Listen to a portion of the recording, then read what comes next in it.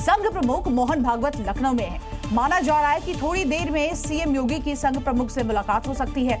2027 की विधानसभा चुनाव से पहले भागवत और योगी आदित्यनाथ की इस मुलाकात पर सभी की निगाहें टिकी हुई है, क्योंकि सीएम योगी ने यूपी में सत्ता के हैट्रिक के लिए सियासी ताना बाना बुनना शुरू कर दिया है। यहाँ संघ भी पूरी तरह से एक्टिव हो गया है। खास करके सीएम योगी और संघ प्रमुख के बीच हाल के दिनों में मेलजोल बढ़ा है। 4 महीनों में दूसरी बार दोनों मिलने वाले हैं। इससे पहले अयोध्या में धर्मध्वजा समारोह में दोनों मिले थे। हालांकि तब मुलाकात में बातचीत की जानकारी सामने नहीं आई थी। अब एक बार फिर दोनों मिल सकते हैं।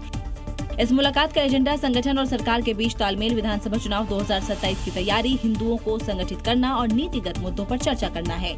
मोहन भागवत समय समय पर राज्यों के नेतृत्व से मुलाकात कर संगठन की प्राथमिकताओं और वैचारिक मुद्दों पर बातचीत करते रहते हैं। तो वहीं सीएम योगी हिंदुत्व की राजनीति के प्रमुख चेहरों में से एक है। ऐसे में जब दोनों मिलेंगे तो वैचारिक और रणनीतिक चर्चा जरूर होगी।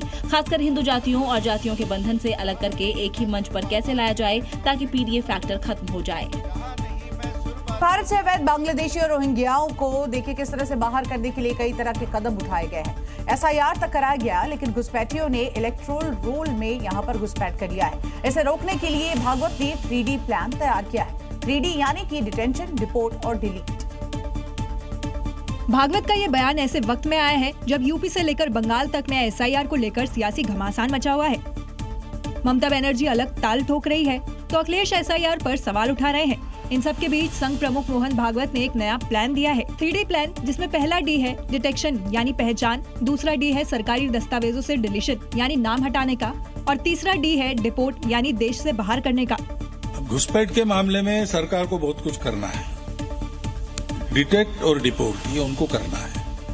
अब तक होता नहीं था, अब थोड़ा थोड़ा शुरू हुआ है, धीरे धीरे बढ़ेगा। जो आते हैं उनकी भाषा से ध्यान में आता है,